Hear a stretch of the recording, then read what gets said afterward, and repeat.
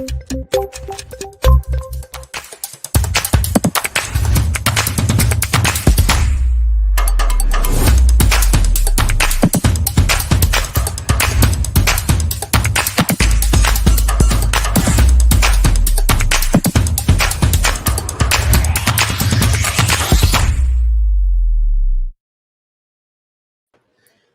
everyone. Welcome to today's show. And if you are joining for the first time, this is part of our e-commerce series for which we meet every Wednesday at 5:30 p.m. Eastern. And we are going to pick just one topic related to e-commerce, and we are going to have very exciting panel that is willing to offer their insights and wisdom. Now, for today's topic, we are going to be talking about analytics. Now, when you think of the analytics, it could mean a lot of different things. Okay. In our case, and this is going to be for the panelists as well, just to set the stage for the topic, we are talking about the consolidated platform that is going to help us in making decisions. In any e-commerce environment, in the architecture, you are probably going to have multiple systems. You are going to have, let's say, your website. How many ever websites you have? You might have multiple. You are probably going to have multiple, if you're using marketing automation tool, HubSpot, you are probably going to have multiple HubSpots. You might be talking to a lot of different marketplaces. They are going to bring their own insights. Then you are going to have many different platforms. And if you are utilizing external data, then more data you are going to have. And then finally, you are going to have some of the internal data from the ERP if you care for that. Now, we are going to be starting with the intros first of the panelists, and then we are going to move with the questions. So I am going to start with Eric. Would you mind introducing yourself? Sure. Thanks, Sam. I'm Eric Landmann. I'm the e-commerce division manager for Earthly Interactive. We are an agency that builds e-com sites and web apps for quite a variety of customers. Personally, I'm a developer. I'm a Magento certified solution specialist, and I've built out about sites mostly in Magento, but also in Shopify and WooCommerce and older code bases. So I bring a developer perspective to these talks. Okay, amazing. Thank you so much for being here, Eric. Paul, can I move to you next for your introduction? Hi, Sam. Great to be here.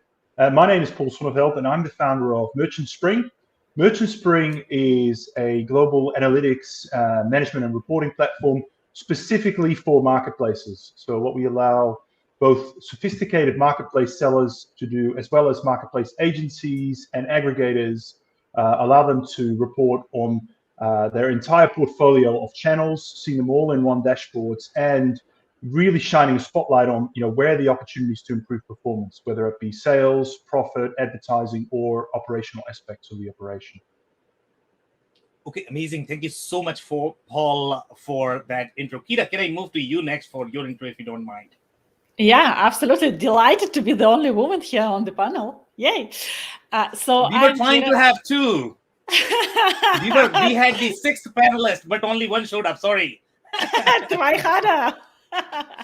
So thanks for having me. So I am Kira. I'm actually the marketing person who moved into business technology. So now I help small and medium businesses together with my team implement business technologies, specifically Zoho for small, medium businesses and Microsoft Dynamics for larger corporate businesses. And that's where marketing investment really connects with the business results. Okay, amazing. Thank you so much for being here, Kira. Dave, can I move to you next for your intro if you don't mind? Of course. Hey, everybody. Dave Meyer, the founder and president of BusyWeb. And BusyWeb is a growth marketing agency based out of Minneapolis. We help manufacturers in particular to find leads, to convert those leads, and to grow smart by using systems, processes, and tools. So super excited to be here. In addition to running and owning BusyWeb, which is a team of about 22 now, I'm also a speaker and trainer for Google. And one of the big things that I talk and train about all the time is analytics and how to use the data that you gather to make good business decisions. So this is going to be a fantastic conversation. Thanks, Sam. Okay, amazing. Thank you so much, Dave, for being here. And now, as you guys know, I am a big fan of stories. So what I want you guys to pick is going to be one story related to the centralized analytics platform that you have seen in a specific business. So what I want you guys to talk about is different systems that were used in the architecture. Obviously, if this is going to be, let's say, these standalone tools, for example, your Google Search Console or Google Analytics, obviously they are great. HubSpot is going to be great. They all provide the analytics. But for the purposes of this conversation, we are looking for the central analytics that marketing team is going to need to be able to make the informed decisions. Some of these decisions are going to be technical, and some of them are going to be strategic. So, Paul, I'm actually going to start with you, if you don't mind. So the story that I am looking for is a business that you have seen. How many different systems did they have? What was the central analytics platform that they were using? And what was the need for the central analytics? What kind of business use cases they were able to solve using this central platform just because of that centralized architecture? Yeah, sure. That's a really great question. And I'm just looking at the clock because I could easily fill 50 minutes just with one story, actually. And this but is really I'll try your and show, keep it so short. go on long. Don't worry. And we have lots of client stories on a weekly basis, but what I really want to talk to you about is our own story, Merchant Spring, because I think, we didn't start out to be a software business. We actually started out to be an agency business, a marketplace agency. And for those people not familiar in that space, really what a marketplace agency does is provides outsourced e-commerce services to do the full management of your clients' marketplace accounts and sometimes e-commerce accounts like Shopify or Magento stores as well. It's a fairly new concept. We started at 5 years here in Australia. Certainly Australia was quite new. And Australia was different in many parts of the world in that people were trading on lots of different marketplaces. So it wasn't just Amazon and Shopify. It was Amazon, eBay, and 3 or 4 local ones. So that created enormous complexity and pain for customers, and hence a great opportunity for us to start a business and to help customers with that.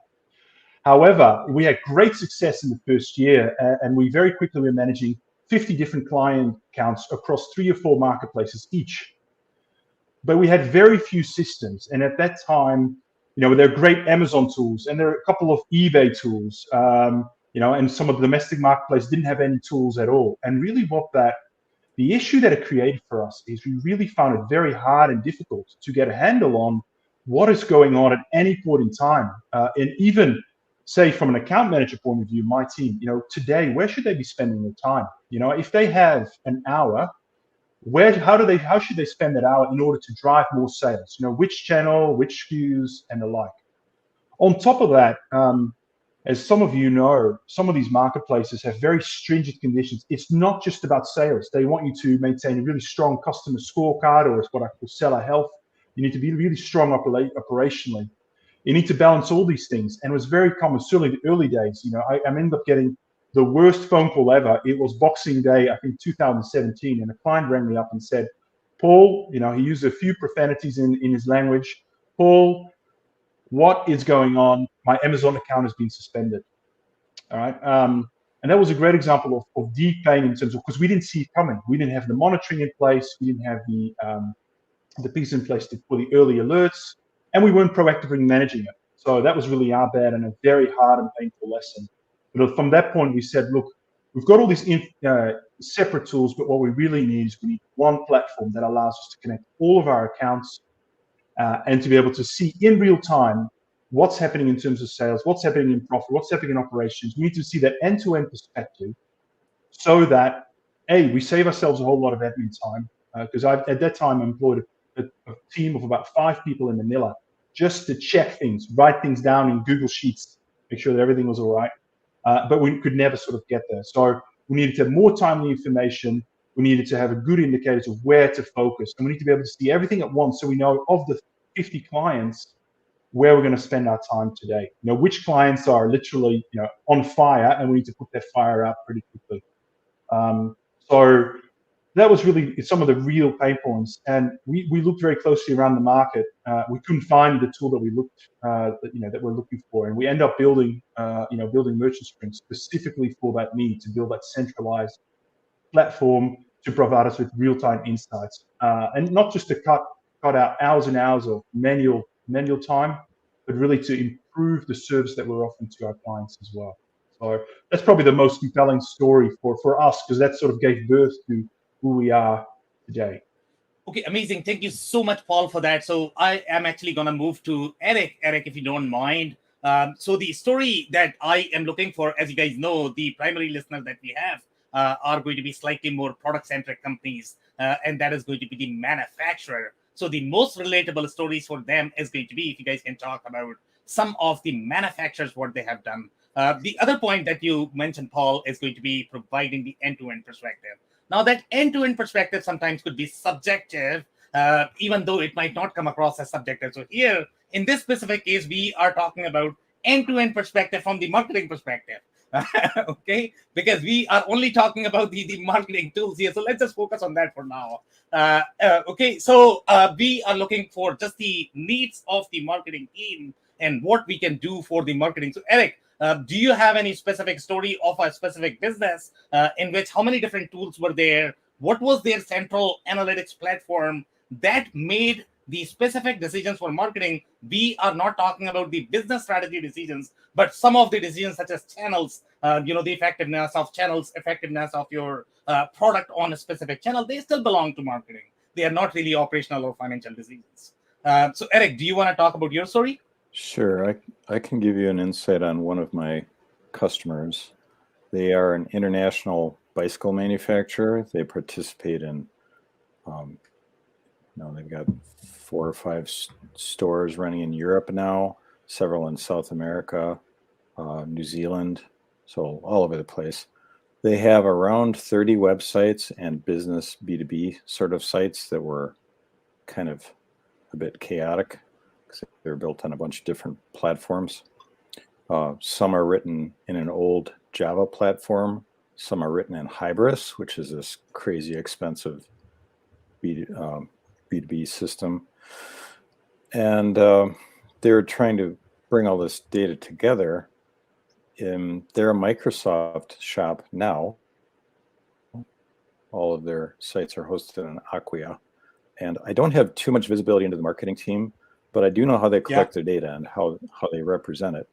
So what they're using now is the application I've seen is that the manager of software delivery, who's in charge of managing all of these websites.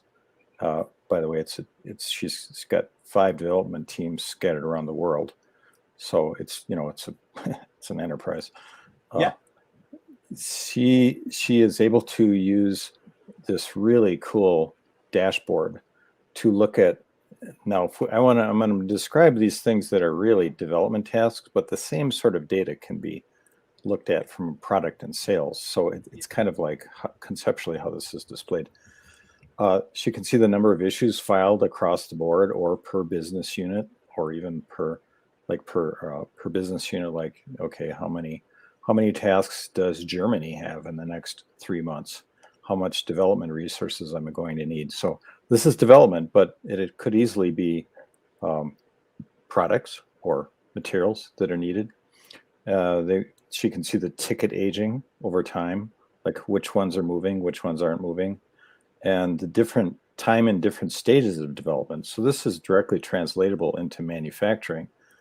They do use the same system for manufacturing, and she's talked about how they have such a unbelievable backlog for orders. The whole outdoor industry is backed up incredibly, like 6 months to a year for some things.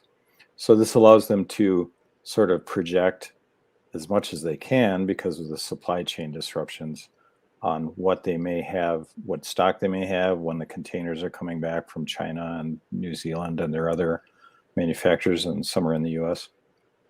And also, they can anticipate the resource needs too for this particular application. Now, the platform they're using is Microsoft Dynamics. It's built on Microsoft Dynamics, and it's completely interactive. So you can change sliders and change timelines and things like that. It's just really incredible. I have no idea what it costs. I'm sure it's expensive. Yeah. So that's one story. Okay, amazing. Thank you so much, Eric, for that. Dave, I'm actually going to move to you for your story next. What is your story that you might be able to share related to different systems, and what kind of business decisions, especially from marketing perspective? Again, when I'm talking about business, it could mean a lot of different things. Let's focus on marketing. How can we enable marketers to make better decisions through analytics architecture? Sure. And I think the thing that I come back to, and I think I've said this a few times on these events, Sam, is if you're not measuring, you're not marketing. Yeah. And too often, especially in manufacturing, businesses tend to default into just doing things and hoping for the best. Yep. And so we especially business owners, and when you're looking at, you know, small to mid manufacturers, kind of in that $50-100 million range, they tend to do a lot of gut checking. They're like, well, we know that our audience is X, or we know that our audience is Y. You'd be very surprised, and our clients have been very surprised once we really started looking at the data, that their audience was either tending to skew younger or older, or more women or more men than we thought. And so we had to adjust our messaging in order to better reach the right people. If you're figuring that you're mostly reaching line level folks that are new in their careers and are making very specific decisions, then you're going to have a much different data set and a much different outreach strategy than you would if you were going for tenured executives that are mostly interested in the bottom line and systems, right? So I'll go all the way back to a super silly experience that we had with a client. We had a brand new client that we were working with, and they were really, really sold on advertising via a radio station. So they were doing radio ads, spots for their manufacturing business. And it was a brilliant offer that they had received from this station. It was the top rated morning show in the country, in the US. And they were like, we're going to get lots of leads out of this. We're going to get tons of stuff in it. We're going to throw, let's just start small. We're going to give it, $5,000 a week that we want to do. And so they were advertising like crazy, they thought. And the marketing rep at the radio station said, we guarantee we're going to get you, 500 leads a month. We crunched the numbers after the first 2 months. We gave them a month's worth of grace period. We crunched the numbers, and they were getting more like 5 instead of 500. So we took that back to the radio station, and we said, you know what? We really need you to do more, or we need to change this, or we need to cancel it. And so we completely reconfigured the scope of those ads. We changed the call to action on that ad to go to an easier page, and to make the request lower, to lower the bar so that people would actually take some sort of an action. That made the end result 10 times more powerful, actually more in the line of what they were promised in the first place. And if we wouldn't have measured it, we would never have known. So having the information, having the data, and making sure that you're actually getting not just impressions, but actual actions is incredibly important. And of course, there's lots of ways to do that through all of the different systems. We like to use HubSpot kind of as our all-encompassing measurement tool, because it takes all kinds of different inputs and analytics, and it can integrate with all kinds of different systems and business measurement tools all the way through the entire buyer's journey. But as we go through it, it's important to not only look at the numbers to verify that you're getting the results, but also to really gut check, are you reaching the right people? Yeah, amazing story there. Thank you so much, Dave, for that.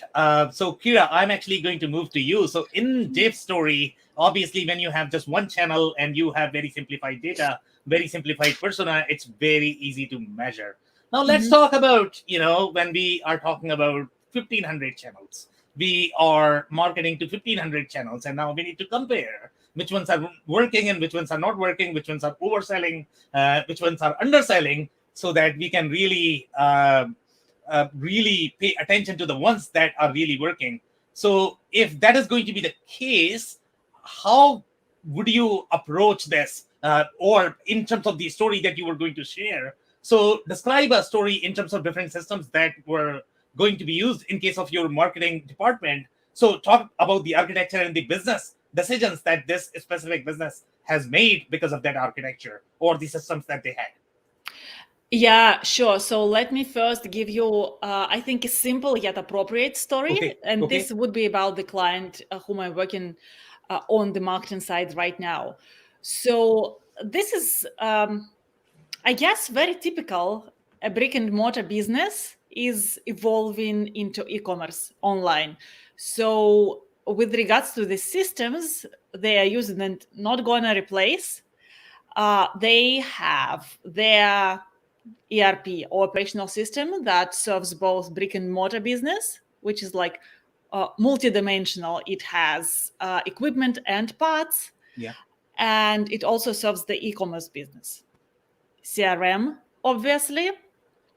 Then call center, which is like not really tracked, but somehow can be tracked via a separate e-commerce platform that they have implemented. Thanks God, it's well integrated with their ERP and their shipping solution. Yeah. And of course, they're using multiple marketing channels, but main channels would be Google paid ads and Facebook and YouTube marketing. So like all this, when we're looking at this, and they have only one marketer who is kind of in the coaching stage. He knows business really well, but he's not marketer by nature. So when we looked at all this, what basically we have done is we have worked with the data, first of all, to map out what we have. And it turns out that there is definitely discrepancy between what Google Analytics, which was set up well, was tracking, versus even their e-commerce system, for the simple reason that actually the system, the e-commerce system, tracks which orders have been declined or canceled, whatever. And Google Analytics just doesn't have any way to track that.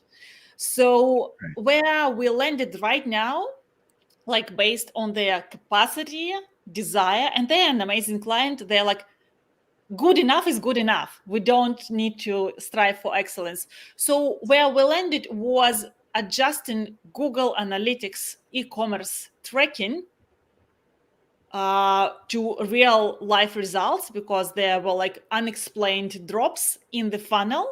So we made sure Google Analytics e-commerce tracks the right pages so that they can track the whole funnel well.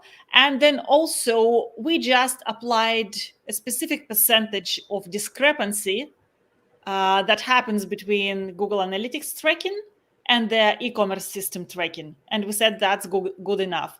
So for marketing purposes, actually just fine-tuning Google Analytics, but doing that really properly, and maybe even going to some experts, because there are experts just in Google Analytics, is really good enough for not so large companies with limited marketing resource. So like define what is that you need to see in your analytics and reporting, what decisions you want to make based on that, and then focus on constructing that data only. So that's my story, and I hope it helps. No, I completely agree. I think, in case of your Google Analytics, I mean, the data is going to be off at times, and you definitely need to make your adjustments to be able to make these correlations. From my experience as well, I have seen, different systems providing different analytics, and sometimes it could get very confusing in terms of how to correlate that. So the next question I am going to have for all of you in sort of creating the centralized system that we are trying to create by correlating the analytics in different systems, because we need one source of truth for our analytics. And again, we are not getting into any of the operational or the financial analytics.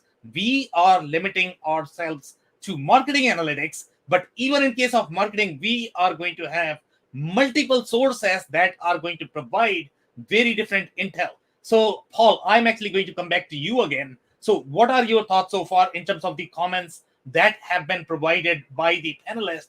And what would be your approach, let's say, when you are trying to correlate these different systems and trying to find that central insight that you can really use to make the appropriate marketing decisions, as well as the actions if you have to take any of those based on your funnel architecture or whatever you want to call this. Yeah, sure. Yeah, look, so the first thing I'd say is, some of these stories really resonate, particularly, Kara's story around Google Analytics. I mean, certainly internally as a business, we have spent hours and hours trying to get it close, get Google Analytics close to what your internal site, what your billing system is reporting versus what Google Ads is reporting. And sometimes Google Ads and Google Analytics don't even agree, right? But there's so much value. I mean, if you don't have the confidence that what you're seeing is at least directionally accurate, it's really hard to run a business. So, I fully agree. It's definitely worth investing time to get that right. And we have done that. In terms of, how you are looking, and how you make trade-offs and decisions, I mean, we have taken on a particular philosophy on this front, which is, we connect to different marketplaces. And at the end of the day, we empower our users to grow their sales on those marketplaces. So what that has meant very explicitly is we assume whatever the marketplace sees, whatever, say, an Amazon or an eBay sees, that is the source of truth, which isn't always the case. But what it helps is it focuses on, it helps you focus on actions that you need to take. So what do I mean by that? A very typical, this is not necessarily marketing related, but a very typical question I get all the time is that, Paul, can you also integrate, yes, I've run out of stock. I can see my out of stock isn't great on Amazon, but I've got a warehouse at a 3PL. It's full of stock. Can you integrate into that warehouse? And my answer is, well, actually, technically, yes, we can set up an API integration. We can pull the data in. We can create some reports. We can do some visualization. That's not a problem. But it's not going to help you drive more sales, because the issue is you've got no inventory on Amazon. So actually, while you've got lots of product over there, you haven't synced that product. You haven't told Amazon. And sometimes this is not deliberate. Sometimes it's just a data feed that's broken, right? Your Amazon doesn't know about it. And therefore, your customers can't see your product pages because they're offline. So it's very sort of simple things like that. So our philosophy in terms of what source of truth do we kind of champion, we always side with what the marketplace sees, because that for us is the strongest correlation with your direct sales numbers on that. Okay, amazing. So I'm actually going to have a follow-up question for you, Paul. So obviously, the marketplace data is going to be the source of truth, because probably, you are giving them a lot of business and they want to make sure that they are really helping you. They want to probably create some sort of joint planning later on once you grow enough. I don't know if marketplaces are there yet overall, but in the distribution space, they do a lot of joint planning to help their channel partners. So here, let's say, and I don't know if you have come across any of these scenarios of where the same customers are actually going to different marketplaces, and because of that, you are going to have a lot of the duplication in the data. Have you come across any of those scenarios where you have the same data point coming from different marketplaces and you have hard time tracking, who to trust and how to correlate this information, and you don't want to be double counting? So I don't know, what approach typically you take in terms of correlating the data points from the different systems. Are you always looking for, let's say, I don't know, is it going to be a credit card information? Is it going to be session IDs? How do you correlate the information across different marketplaces and create that central source of truth for your specific prospect or the customer?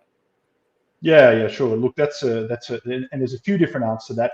First of all, I'd say the scenario is actually really, really common, right? So, our average marketplace seller is trading across 9 or 10 different marketplaces. Half of them Amazon, half of them others. Our larger agency customers, manage up to sort of 400, 500 Amazon accounts. So we always have to deal with these, managing multiple marketplaces. But certainly from a seller point of view, it's not uncommon. Very common scenario right now is so if you're a manufacturer of products and you sell them on Amazon and other marketplaces, you might have a set of 50 products and you sell those across all marketplaces. So really, there are two questions that are really important here. The first one is you want to be able to understand, relative performance between marketplaces so you can make trade-off decisions. Yeah. You want to be able to say, right, this particular SKU, what is my average price realization across these channels? How much am I spending on marketing across each? And ultimately, what is my, cash profit for these products, and my, return on capital. That's because at the end of the day, working capital can only, it only exists once. Inventory, you have to decide specifically now in the world that we live in. How do you deploy the inventory that you can get your hands on? How do you deploy it to the right channel to drive the right ROI? So that's, that becomes really, really critical. In terms of actually reconciling and, what's the source of truth, we actually go down to the reconciliation that each of the marketplaces provide back to their customers. So at the end of the day, the marketplace on a fortnightly basis will take a pile of cash and deposit it in your bank account and say, Sam, after you've sold all these products and extracted all these fees and commission fees, marketing fees, warehousing fees, here's what's left over, and this is what physically ends up in your bank account. That's the number we try and reconcile to, so that we give that confidence that everything else they see above that has some bearing directly in terms of what they see coming into their bank account. Okay, amazing insights there. Thank you so much, Paul, for that. So, Eric, I'm actually going to move to you next. So based on the comments that have been offered so far, I don't know if you are going to have any sort of agreements, disagreements, but overall, have you seen any challenges in correlating data across different marketing systems? And I am being very specific here that, we are talking about just the marketing systems. We are not talking about other underlying systems. Obviously, we are going to have far more challenges when we are talking about, combining financial systems or the operations. It's a different beast. Okay, let's talk about just marketing right now. So have you seen any challenges in correlating marketing data in the marketing analytics layer? Well, that would be typically handled by the marketing people that I set the systems up for. So, I don't have any personal experience with that, but I can tell you that there are things that happen that make it go berserk. And I just want to say as a developer, people assume that when something's set up, it'll just work always and forever. And that anybody who's run one of these systems for more than, say, a week realizes that things break, feeds stop feeding, inventory stops syncing. It's like, what's going on here? And then the marketing manager's head starts to go red, and everyone, what's going on here? So I just wanted to say these systems are not foolproof. Yeah. But I completely agree that with Paul's point about whatever the marketplace sees, that's got to be the point of truth. There's going to be some data that doesn't reconcile. I've actually seen this where you look at sales and you look at Google Analytics tag manager tracking. You go, well, they don't agree. I mean, so why is it off by like 15%? What's going on there? And I don't know. Depends on the specific instance, but so that's as much as I can contribute to that point there. Okay, amazing. Thank you so much, Eric, for that. Dave, I'm actually going to move to you next. So obviously, as we agreed in your previous story, that measurement is obviously going to be beneficial. We need to measure as much as we can. But you should be measuring against the right data. Okay, if you have one system, one channel, things are easy. But as Eric correctly pointed out, that things break. And then your data is not going to be reliable. Okay, so have you seen any scenarios where you have had some sort of, discrepancies in data, or, there was a real issue of reconciliation, and what underlying factors that you have used or the variables that you have used to reconcile data across the systems? Perfect. Thanks, Sam. The big thing that we usually run into is disagreement between like Google Analytics session data and what's collected in, say, a HubSpot, or inside of a different measurement tool.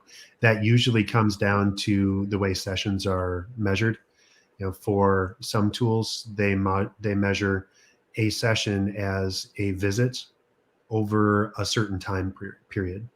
And so if you wind up having someone that goes to your website, leaves, and then comes back, that would count as 2 sessions. However, sometimes if it happens within a certain time frame, it only counts as 1 session, right? So you have to take that into account. And I want to take this time to start kind of warning off my manufacturing friends from one of the most insidious and terrible and evil and awful, and I'll insert a bunch of 4-letter words in here as well if I get a chance, ways that other people, other marketing agencies tend to try to prey on unsuspecting manufacturers or people that just don't get marketing. They'll run reports or checks and say, man, you're not ranking at all on any keywords.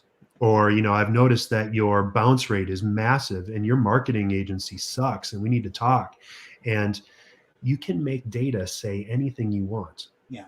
Which is why it's important to be able to trust the people that you're working with. And as agencies or as marketers, it's important to be as transparent as possible and tell people how the data comes to fruition and what's being measured. Because the more your client, the more your partner, the more your customer understands where the data is coming from, the more they're set with tools to just kind of write off all of the parasites that are trying to cling to the side of your ship as you're moving along in this sales ocean. So I guess I'm a little off track because I saw my soapbox and I climbed right up on it. But it's really important to note that unless there's a lot of transparency and unless you work with a partner that's very clear to share, here's what the data is, yes, but here's what it means and here's what it doesn't mean, you're not going to be set up to almost inoculate yourself against stupidity, right? And there's always dumb things happening on the outside. So whether that's two systems that aren't talking the same way, whether it's something as silly as a marketing agency or a web development agency that developed a website but forgot to unhook the no track, no follow that you place on Google whenever you're developing a website, right? So we come to a client and they're like, we don't have any traffic ever since we launched our new website 3 years ago. We haven't been getting any SEO results. We look at it, 1 minute search in Search Console, and it tells them, well, you've essentially hung up a closed for business sign on the front of your website. So that's why nobody's visiting. And 15 seconds later, we've got that fixed. And all of a sudden, we're getting a lot of data back in. We're getting a lot of traffic. So working with the right people is important. Transparency is important. And understanding where the numbers come from and how to interpret those numbers is also important. Yeah, I completely agree. And education and transparency is going to be one of the factors in any data feed. You really need to know, what data is really telling you. And as a consultant for anybody, I guess, their job is going to be to really coach their customers as opposed to saying, this is where the money is or this is where the business is. Obviously, every single data feed is going to have a story. And you need to work hard to correlate that and to be able to create a compelling funnel that is going to drive the real business results. So, Kira, I'm actually going to move to you next. In terms of, have you seen any specific challenges in terms of correlation, reconciliation of different data feeds? Do you have any specific examples that you might be able to share? Sure. So even at the level of data that you can source or buy, in organizations that are more sophisticated and maybe beefed up with the dollars, this problem has been emerging. So you buy data or collect data from different sources, from different providers, and you have the mobile phone number, and it's different per provider. So what do you do around that? How do your sales know how to reach out? So there are even different tools that help clean that data according to different rules. So that's a sophisticated case. So I believe that every micro step of working with data might be complicated if you choose it to be such. I, as you know, always like to simplify, definitely. So as a marketing person, I always tie everything back to the CRM or contact or lead management software, whatever you are using, even if it's an Excel, to make sure that something works. Because absolutely, organic traffic, as Dave mentioned, and absolutely agree, that's important, is good. but whether it converts, that's what we are measuring. So first of all, I think, like, again, as we covered already, Google Analytics, if set up right, is a good way to start. But I would always go back and make a real life check with the CRM or however you track actual sales. And if that requires sitting with the sales team weekly, monthly to just sync on the performance, just do that.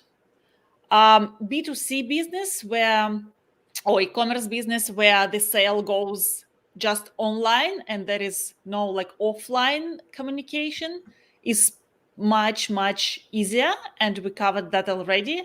But again, always going back to their sales source of truth. That would be my best tip.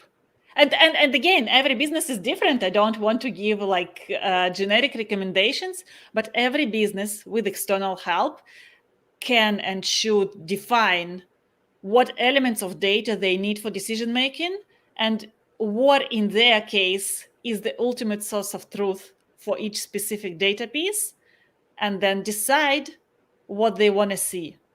And how to make that, that's question number 2. Yeah, amazing. And we all want to make things simple, but depending upon the complexity of the e-commerce organization, the complexity can grow really fast. And then you really need to figure out how to manage the analytics and have the centralized intelligence. And if you don't have that, obviously you are going to be feeding wrong information to your marketing managers, and obviously they are going to be making wrong decisions, and that is going to have real impact on your bottom line or the top line. So Paul, I'm actually going to come back to you. So let's say if I am the marketing manager, I come in the morning, I am looking at my day in the life scenario. Okay, I want to look at a couple of KPIs because dashboard is what I live my life with. I need to know every single KPI, as let's say if you're talking about CFOs, they want to look at things from the financial perspective. They are going to look at, okay, where I should be collecting the cash. From the marketing perspective, it's going to be different, right? So what are some of the KPIs or charts or graphs that they should be considering, let's say, if they are trying to design a centralized layer? So obviously your data sources are going to be your Google Analytics, HubSpot, or wherever you are getting the data from. But what are some of the charts, graphs, and the KPIs that you would consider as part of your centralized analytics platform? Yeah, it's a great question. Look, there are lots of metrics for advertising, right? I mean, certainly if you spend a bit of time on LinkedIn, you see lots of people talk about this, click-through rate, how much you're bidding, impressions, all of that. Sometimes you've got to be careful because I see a lot of those, and this, some of you may disagree. So a lot of these are kind of vanity metrics, right? You can talk about, oh, my impressions are up 300%, and that's great, or that. There's so many facets, and a lot of, to your point earlier, it's almost like some of these results you can manufacture. It may just cost you an arm and a leg. So I think you've got to be really careful. I think as a marketing person, I would hesitate to ask a marketing person to look at the total bottom line because there's so many other things going on, and that really moves that sort of measurement away from the day job. But certainly the key measurement that I tend to, and that we've built out and that is really visible within our system, across channels and then within campaigns and ad groups and whatever you want to slice it, is what we call TACOS, right? So the total advertising cost over sales. And this is, of course, you've got the cost as a percentage of total advertising sales. But this is really your advertising cost as a proportion of your total sales. And this is a useful measure because typically companies will set budgets, right, to say, look, our overall, we allocate 7%, a marketing cost, and it has a relation to the sales. So being able to measure that, I think, is quite useful for a marketer to give you that holistic perspective. It also acknowledges that there's this interplay between organic sales and paid sales, right? And I've seen this on Google as well. You certainly see this on marketplaces. You don't want to incentivize marketers just on, say, paid advertising because there's an interplay between organic and paid. And at some point, you're just going to be cannibalizing cannibalizing your organic sales. I remember seeing, working with a client 2 years ago, where the agency was waving victory flags and saying, look, organic, our advertising cost is great, pretty low, our metrics are good, our advertising sales have tripled. And then you go down and say, right, what are the keywords that you are winning against and where you're driving your sales? Okay, that's great. Well, actually, those are our top organic keywords, right, that we used to get for free.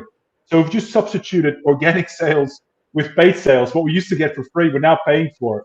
So I think looking at a total metric in terms of advertising cost over sales is useful.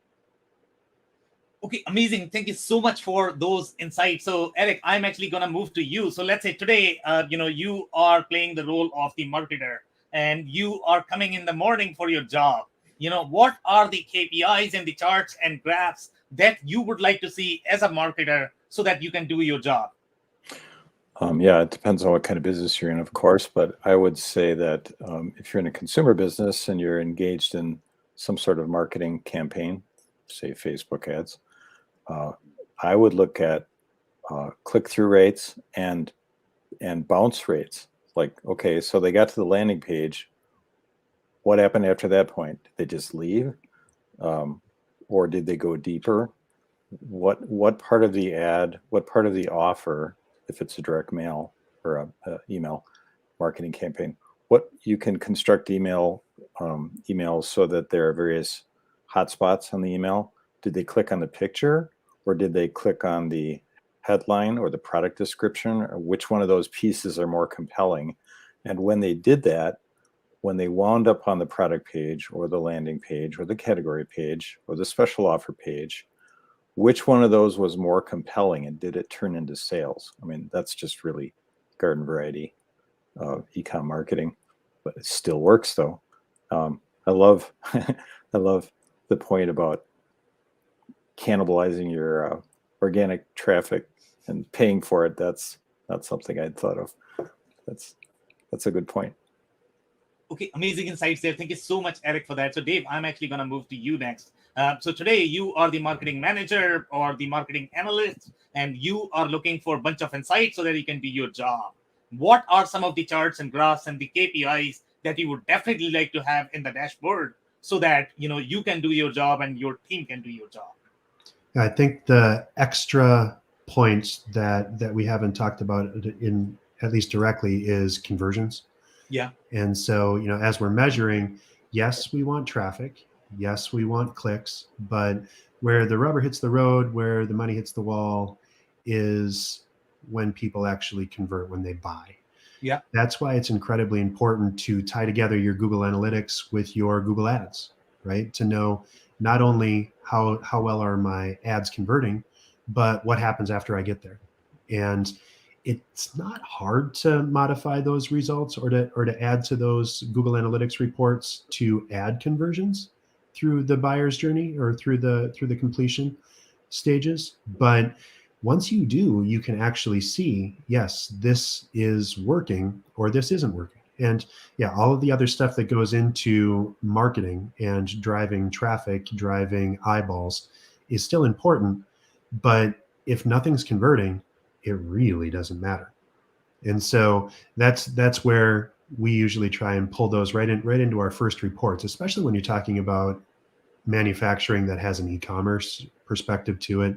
You want to make sure people are not only getting to the cart page or getting to the product and then trying to complete, but that they're actually completing, that you don't have a massive amount of abandoned carts, and checking that, because there might be something in your buyer process that's stopping people. Maybe you're asking too many questions. Maybe you're forcing people to join your club or whatever, instead of just letting them buy the dang thing and using the email that's going to be generated out of that purchase to do the rest of that customer follow-up. So how can you smooth out the bumps in your buyer's journey? How can you reduce friction that's stopping people from purchasing and get them all the way there? And it all comes down to, really gauging. And I think Paul said this really well. You need to really figure out where you're making your money, and that's your level set. What's my cost? And dang it, now I'm hungry because Paul was talking about tacos. Your total advertising cost over sales, right? So I'm spending this much, I'm making this many sales. That's what you really need to lever against. And it's not just advertising, right? So it is SEO. And for some reason, businesses are still stuck on trying to advertise against their own brand. If you have a web domain that people would type anyway to get to your website, why on earth are you spending any money on advertising against your domain? It's just throwing money away. So anything that you organically rank for, you really shouldn't be spending a lot of effort on, unless it's A/B testing the efficacy of a particular campaign, right? So it is using our brand first or our brand last in a sales message going to result in more conversions? Where are people hitting the friction? Where are they jumping out of our sales journey? Where are they jumping out of our process? That's what you can use that kind of advertising for. But again, you really need to be measuring where people are stopping their buyer's journey, where people are jumping out, and then optimizing for that. And that all comes down to what you're spending and what you're bringing in for what you're spending across all marketing, across SEO, across email marketing, across everything else that you're doing. And this is where having a good CMO, Chief Marketing Officer, or CRO, Chief Revenue Officer, can be incredibly helpful. I have partners, and we have a few dozen marketing clients that we're working with all the time. The ones that are most successful are the ones that have someone asking those questions at a C-suite level to say, is this really doing what we want it to? Because as a marketing company, we can drive leads, we can drive conversions, but unless our team has optimized for closing those sales, it's kind of water under the bridge. It's just money that goes out and that never comes back. And I'll give you one more example. We had a fantastic client. We had built their website. We were doing some marketing programs and driving tons of what they told us were their sales leads. So their best leads, exactly what they needed. We were giving them a couple hundred a month. They needed that much. And so we were meeting that and actually exceeding it by about 20%. 2 months later, the president of the company calls me and said, "This sucks, can't stand it. We're losing money hand over fist. I don't know why we're doing anything with marketing. This is awful." Like, whoa, wait. You told us you wanted this many kinds of this kind of person visiting your website and completing, and they're completing. What are you doing with those leads that we're giving you? And he said, "Well, we're mailing them a brochure." Right? Nothing. You may as well just let those leads on fire. So unless you've got an entire measurement of everything that you're doing, you're lighting money on fire. Okay, amazing story there, by the way. Thank you so much, Dave, for that. Okay, Kira, I'm actually going to move to you. So obviously you are the marketer yourself. But today, the only difference is going to be you are going to be marketer for a manufacturer or a product-centric company, right? So let's say if you are doing the marketing for them and you are coming in the morning and you are looking at a bunch of KPIs, charts and graphs, what are some of the KPIs that you would like to see on your dashboard? Again, every business is different, and I would choose maybe main 3 KPIs to simplify again. So for marketers, I believe that revenues is how we are measured. This is how marketing is measured. Revenue that we bring. So I'm not saying anything else, just revenue. I don't care how much operational costs we have. I don't have influence on that. I only have influence on what is sold via marketing effort, and that's revenue. That's number 1. Second, we covered that. This is acquisition cost. How much it costs us to bring one sale. And the third one, which is often neglected, is the lifetime value. Does the customer buy one with you? Do they stay for longer? And that might be a bit more sophisticated calculation, but this needs to be done.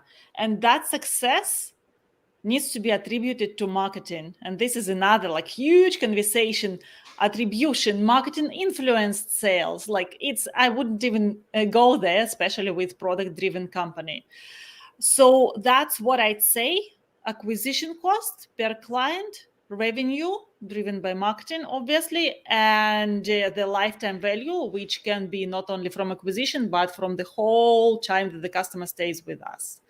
And let me slightly disagree with Dave on cannibalization on the paid traffic on your brand name or your domain and organic traffic. I am doing marketing for manufacturers, and I don't know how, but there is so much competition in paid ads on nearly any brand name.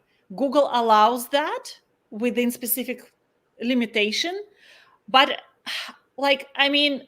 your site, if you are not doing paid advertising on your name, gets pushed so much down the page that people don't get there. So leave alone that your competition is spending bucks, just they waste that money. People click but don't buy anything. But for you, because you are the brand, those clicks will be really, really cheap, and your ads will be high quality. And, agree with Dave that you need to test it out. And if you don't have any paid competition on your brand name, I don't even know whether it's good or bad. Maybe it's better that people bid on your name, that you are so important. So test it out. Okay, amazing. Thank you so much, Kira. And I am going to give Dave quick opportunity if Dave is going to have any quick counter based on the disagreement, just for the clarification. It's fun, and I do agree with Kira that if you're seeing tons of competition, that it can be valuable to enter the fray.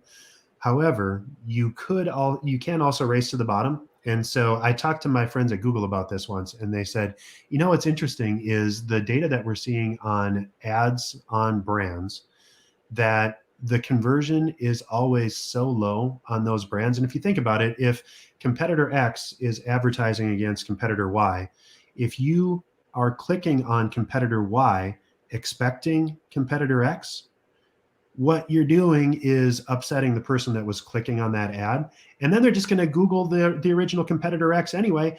And that's kind of fun because they're lighting their money on fire trying to get to you. So, it's really, and you need to test and measure this. And, the point is incredibly well taken, Kira, if you need to look at all of the inputs, and if they've figured something out and they are siphoning some traffic off of you or siphoning some money off of you, then it's worthy of looking at it. But a lot of times people get caught up in this and they're just like, oh, well, we need to advertise against all our competitors. If somebody's Googling for a competitor, they get your page, they're going to backclick and go back to their competitor because that's what they're looking for. So don't light your money on fire that way either. Okay, amazing, guys. Thank you so much. And we can take only super short closing advice. And I am going to ask you guys to just keep it at one sentence. Okay, Max, that's all. Paul, your super short closing advice in one sentence, please. Sorry, I missed your question slightly, Sam, but I'm just going to give you my one nugget for the season. It's Q4. Yeah. Given that most manufacturers and e-commerce is really struggling to get enough stock into the system for Cyber Weekend, Christmas peak trading, and all that, I would say think very carefully about where and how you spend money in terms of marketing, because you may need to spend as much as you've done in the past, or you may not have enough inventory to support it either. So, focus on the overall profit picture and really think a bit differently about advertising spend this year than maybe the year before. Right. Awesome. Thank you so much. Eric, just super short, one sentence. I would say if you're seeing some anomalies in your data, make sure that your feeds are still working and that your inventory is synced and that things are really in place. Okay, amazing. Dave, 3 or 4 words, please. Closing advice. I'm going to give you 8. Work with a pro. Give us a call. Thank you so much, Dave. Appreciate it. Kira, your short closing advice. Agree with Dave. If you're stuck with your data, to raise the flag. Ask Sam. He will refer you to the right person.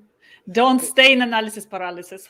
Okay, amazing. Thank you so much, guys, for joining. And if you joined for the first time, this was part of our e-commerce series, for which we meet every Wednesday at 5:30 p.m. Eastern. We pick one topic related to e-commerce, and we are going to be here next week. So don't miss next week's show.